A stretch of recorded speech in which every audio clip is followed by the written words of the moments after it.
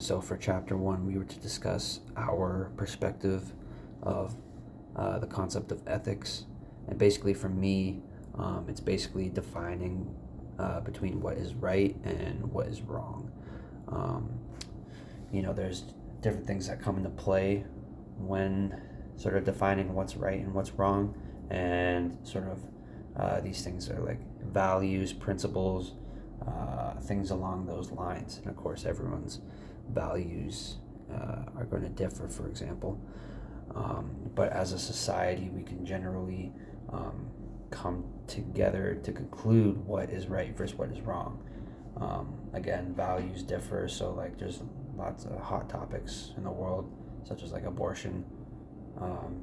Some people think people should have the right to do that, and it's other people think it's very unethical to do. But that's sort of an example of the different values that people have. So basically, when it comes to within a business or a company or something like that, a lot of the times it's like defined by the group itself or defined by the company, manager or whatever, but most of the time it's defined by the group. And what happens is that there will be like regulations and different rules put into place so that those ethics, those sort of behaviors and sort of the choice between right and wrong are upheld. That's why those rules and regulations come into play.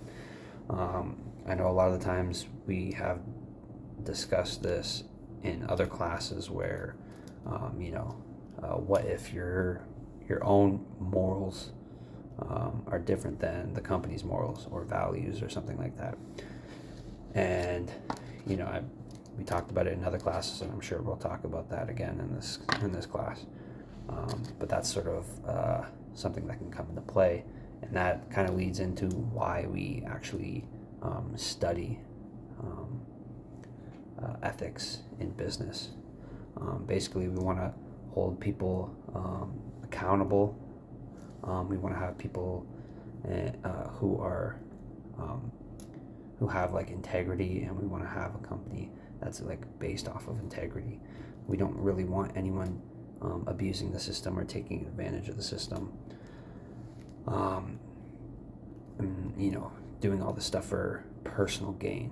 So a lot of the times, personal values come into play. Like what I said before, your personal values are different than the company's values. So that's something that you want to try.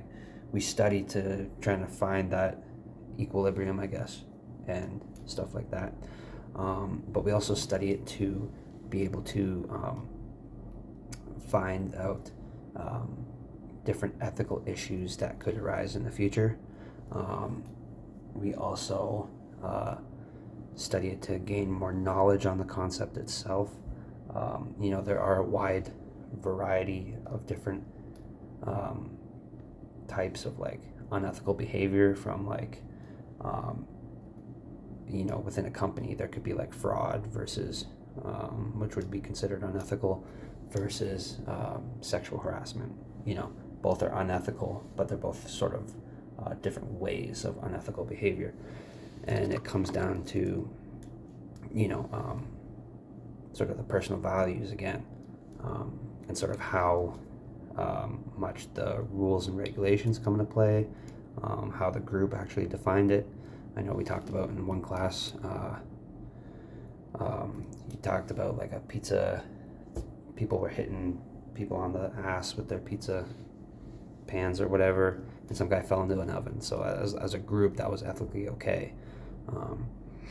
But that was sort of defined, but does it actually mean that it's ethical? So as a group it was okay, but in bigger terms, was it okay?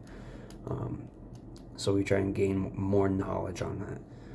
But you can also see sort of a different range of like a wide range of a scale for ethical behavior. So you can have companies taking advantage of their customers.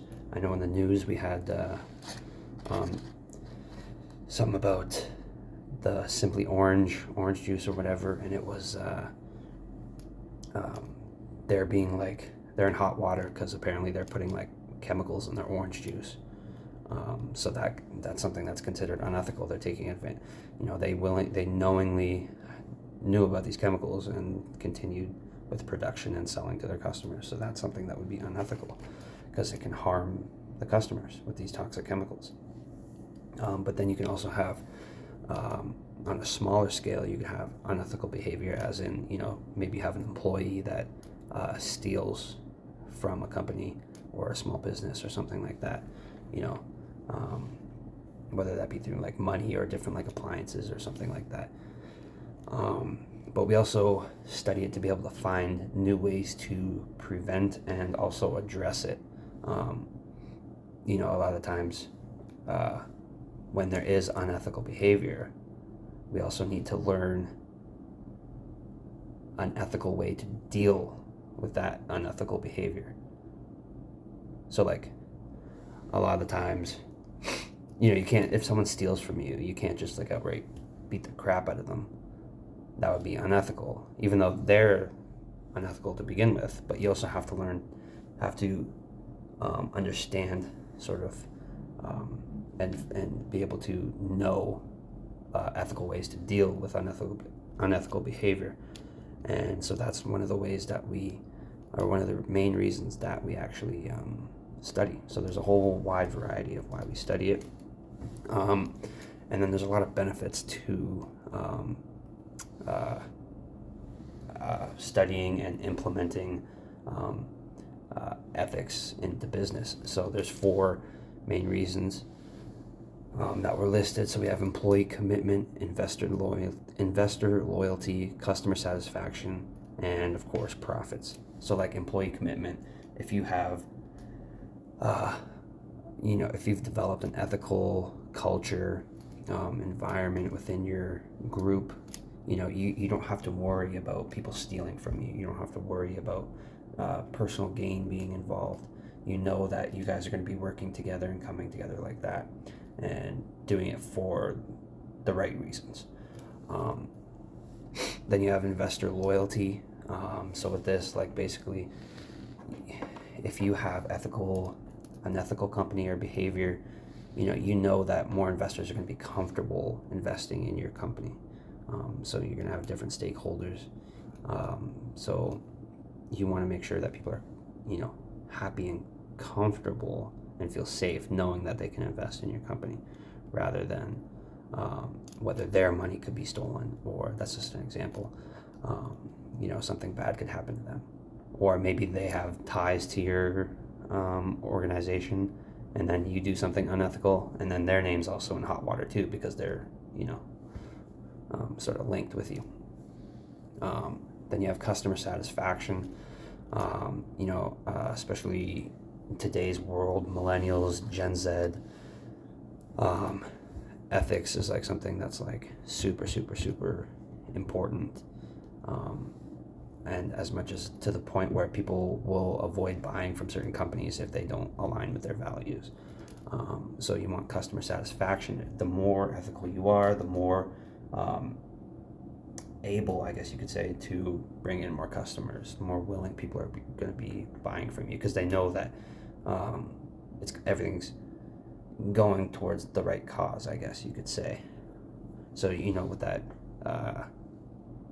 orange juice thing, people they don't want those chemicals in their body, so there's probably going to be a lot of people that switch to a different type of orange juice because of that. So customers are going to be unsatisfied and they're going to find somewhere else to go.